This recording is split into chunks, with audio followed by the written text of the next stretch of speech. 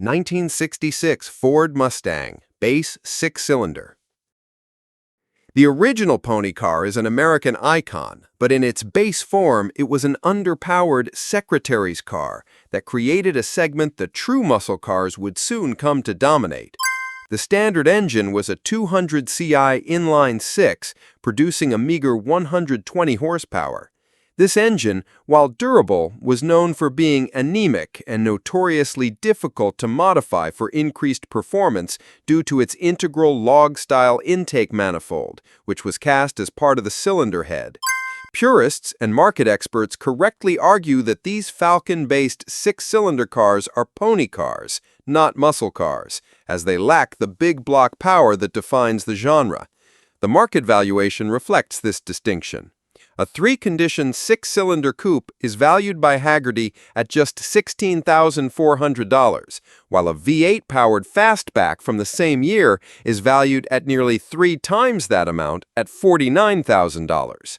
Common ownership problems include chronic starting issues, carburetor and distributor woes, and a general lack of power that makes highway driving a chore. The most popular classic car in the world is also one of the most overrated in its base form. It is a stylish and historic vehicle that is ultimately a disappointment to drive. The Misfits, flawed by design. This group consists of the automotive misfits and oddballs. These are cars that, due to bizarre styling choices, compromised engineering, or simply being in the wrong place at the wrong time, never found a successful niche.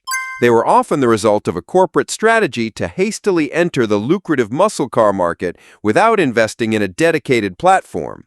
This almost car phenomenon resulted in vehicles that were fundamentally compromised. Models like the Ford Falcon Sprint, Buick Wildcat, and Mercury Comet Cyclone were essentially existing family or compact cars, dressed up with sporty trim, bucket seats, and a mid-range V8. This half-measure strategy created cars that lacked the cohesive, aggressive styling and purpose-built performance engineering of true muscle cars like the Pontiac GTO or Dodge Charger. The market's reaction, both in the 1960s and today, demonstrates that this approach was a failure in the passion-driven muscle car segment. These cars never sold as well as their purpose-built rivals, and their collector values remained significantly lower.